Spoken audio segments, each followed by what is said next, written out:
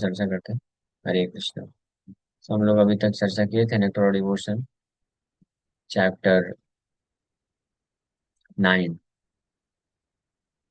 9वें अध्याय से डिस्कस कर रहे थे। भक्ति के अलग अलग अंग को पालन करने की क्या आवश्यकता होती है। तो कल हम लोग अर्चना, भगवान का पूजा और rendering service to the lord, भगवान को सेवा अर्पण करना, इसके महत्व के बारे में चर्चा किया। अब सिंगिंग, संकीर्तन एंड जपा, इसके ऊपर चर्चा करेंगे। Singing. So in the Ling Puran, there is a statement about glorifying and singing about the Lord. तो लिंग पुराण एक पुराण है जिसमें वर्णन किया गया है भगवान के भगवान का गुणगान करना, भगवान का गायन करना, भगवान के नाम का स्पेशली। तो वहां पे बताया गया है कि a Brahmana who is constantly engaged in singing the glories of the Lord is surely elevated to the same planet as the Supreme Personality of Godhead. Lord Krishna appreciates this singing even more than the prayers offered by Lord Shiva. So कोई ऐसा ब्राह्मण है, ब्राह्मण या वैष्णव, हाँ, जो निरंतर भगवान हरि का गुणगान करता है, वो निश्चित रूप में उसी ग्रह में प्रवेश पाता है जहाँ पे भगवान कृष्ण रहते हैं। और भगवान कृष्ण इस प्रकार का जो गुणगान है ऐसे ब्राह्मण के द्वारा, उसको उसकी प्रशंसा भगवान शिव के द्वारा की हुई प्रार्थना से भी ज्यादा करते हैं। ये लिंग पुराण में वर्णन है। संकीर्तन के बारे में, when a person loudly chants the glories of the Lord's activities, qualities, form, etc. His chanting is called Sankirtan. Sankirtan also refers to the congregation chanting of the holy name of the Lord. जब कोई व्यक्ति जोर से भगवान के दिव्य गुणों, लीलाओं और रूप का गान करता है, गुणगान करता है, तो उसको संकीर्तन कहा जाता है।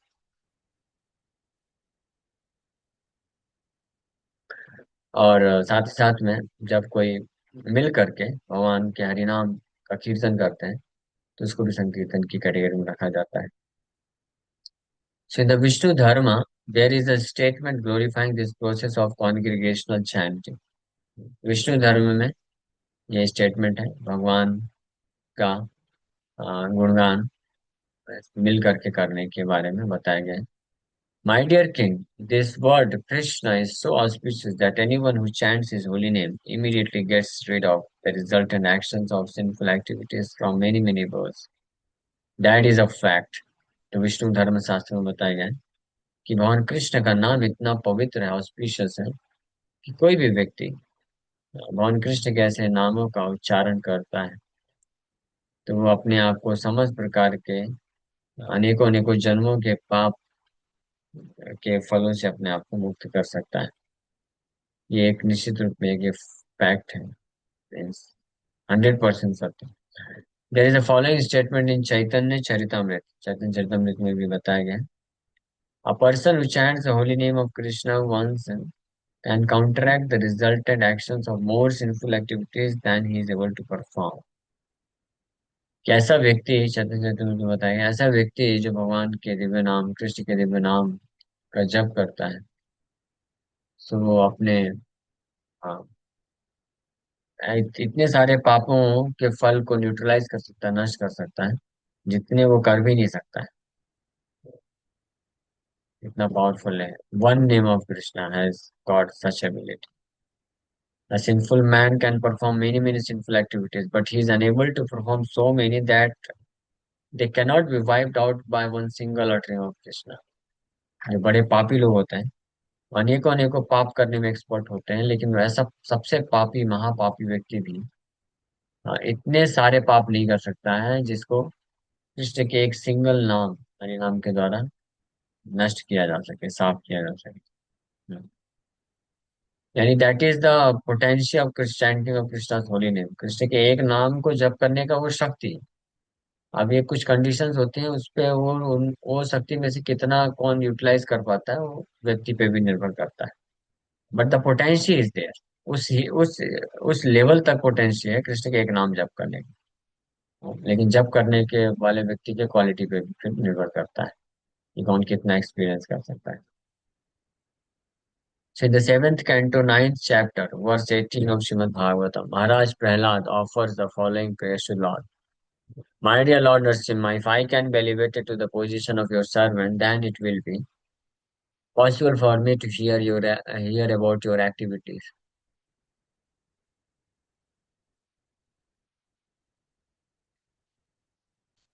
You are the supreme friend, the supreme worshipable deity. Your pastimes are transcendental, and simply by hearing of them, one can counteract all his sinful activities. Therefore, I shall not care for all those sinful activities because simply by hearing about your pastimes, I shall get out of all the contamination of material attachment. सातवें स्कंद के 9वें अध्याय के 18 number श्लोक में प्रहलाद महाराज इस प्रकार से प्रार्थना अर्पण करते हैं भगवान नरसिंह देव को। बोलते हैं, हे मेरे प्रिय नरसिंह भगवान, अगर आपकी कृपा से अगर मैं आपके दास की स्थिति को प्राप्त कर लूं, तो निश्चित रूप में मेरे लिए संभव होगा कि मैं निरंतर आपके बारे में सुन सकूंगा, आपका गुणगान सुन सकूंगा। और आप ही परम हितैषी मित्र हैं, आप ही परम पूजनीय विग्रह हैं।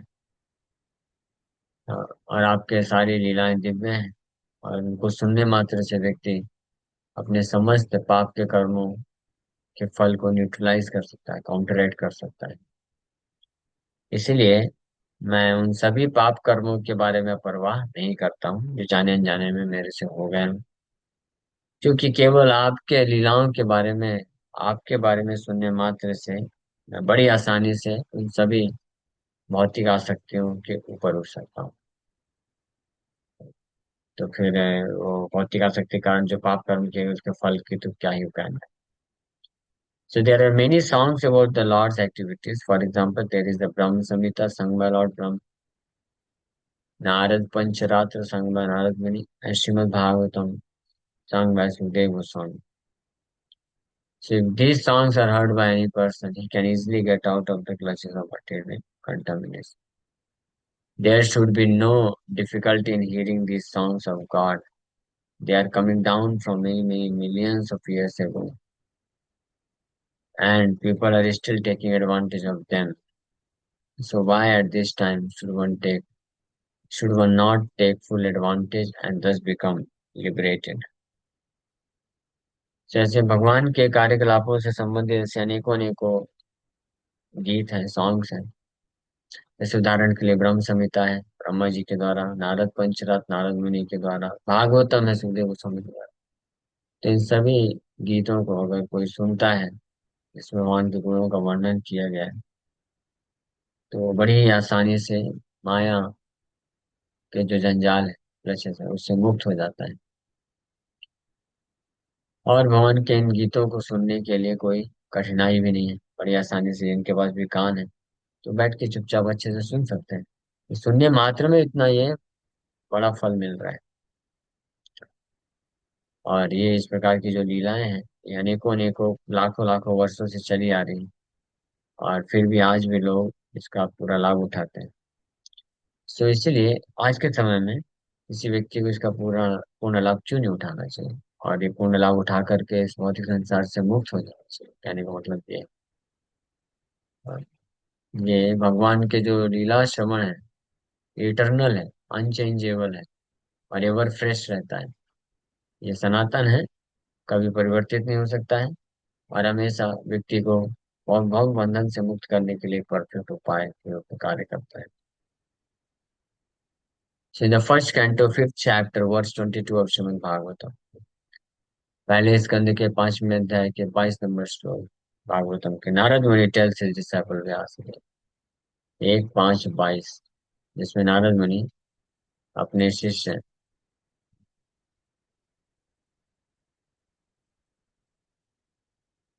वेद व्यास जी को इस प्रकार से बोलते हैं।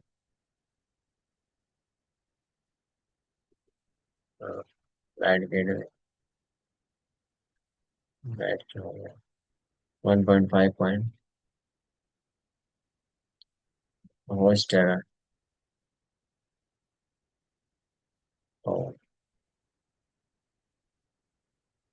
कृष्ण 1 पॉइंट बंद हो गया। एनीवे ठीक है। तो नारद मुनि वेद व्यास जी को बोलते हैं, my dear Vyas, you should know that persons who are engaged in executing austerities and penances, studying the